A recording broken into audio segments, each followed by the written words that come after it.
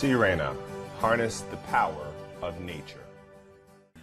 Hi, I'm Wayne and we're doing a short series of videos on how to get the most out of your Sirena Total Home Cleaning System.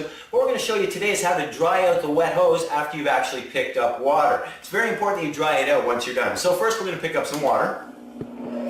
Turn on the Sirena, and the Sirena can pick up to 3.5 liters of water very quickly. Watch this. There we go, we picked up the water, now our hose is wet and we need to dry the hose. Very simple process. Spin the machine around, remove your HEPA cover, simply put the hose to the HEPA and hold it here for a few minutes and this will dry the hose for you. It's really that simple.